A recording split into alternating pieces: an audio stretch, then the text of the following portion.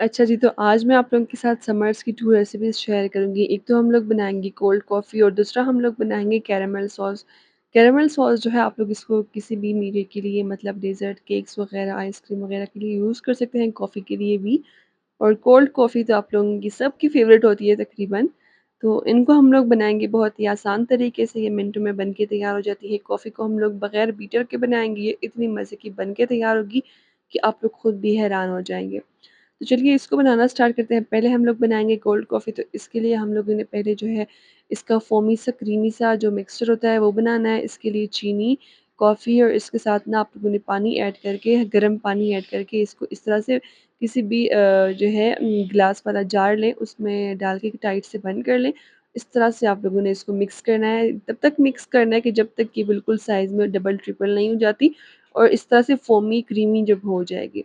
उसके बाद जब ये इस तरह से हो जाएगी ना, उसके बाद आप लोगों ने इसको किसी भी ग्लास में ऐड करना है, जिसमें भी आप लोगों ने अपनी कॉफ़ी को सेट करना है। गिलास में ऐड कर देंगे।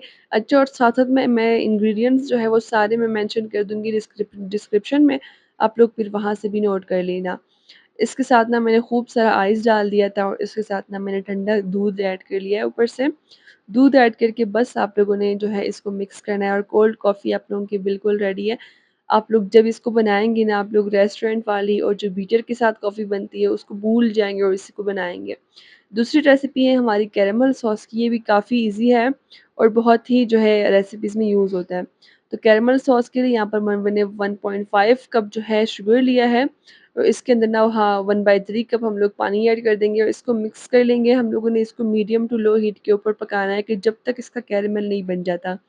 आप लोग देख सकते हैं ये लम्स बन गए हैं, लेकिन ये जो चीनी है, इनकी गुठलियाँ खुद आप लोगों ने इस तरह से प्रेस करते हुए हल्का-हल्का सा और ये खुद भी जो है बाद में मेल्ट हो जाएगी। कुछ इस तरह से आप लोगों का कैरेमल सॉस रेडी हो जाएगा, लेकिन हम लोगों ने इसको थोड़ा-सा क्रीमी बनाना है, अभी ये रेडी नहीं हुआ है। जब इस कंडीशन में आ जाएगा, आप लोगों ने फ्लेम को ऑफ करना है और इसके अंदर ना मक्खन ऐड कर देना है। तो मक्खन ऐड करने के बाद ना आप लोगों ने फिर से इसको मिक्स करना है। मिक्सिंग आप लोगों ने बहुत ही ज़्यादा एहतियात से करनी है क्योंकि इसके छींटे जो है वो पड़ सकती हैं। तो इस तरह से आप लोगों ने इसको मिक्स करना है। अगर इस टाइम पर आप लोगों को थोड़ा-सा सख्त लग रहा है तो थोड़ा-सा फिर से आप लोगों ने गरम कर लेना है। और इसके बाद आप लोगों ने क्रीम और दूध को ना मिक्स करके ये ऐड करना है, क्रीम और दूध वाला मिक्सचर जो डेयरी क्रीम आती है वही मैंने ऐड की है। तो ये ऐड करने के बाद फिर से आप लोगों ने थोड़ा-सा जो है गैस पे चढ़ा देना है, हल्की आँच पे बिल्कुल। इसको मिक्स करते जाना है जब तक ये बिल्कुल लम्स फ्री नहीं बन जाता। जब ये कुछ इस तरह से लम्स फ्री बन जाएगा, आप लोग देख सकते हैं कितना ये मज़ेदार सा शाइनी हमारा कैरेमल सॉस रेडी है।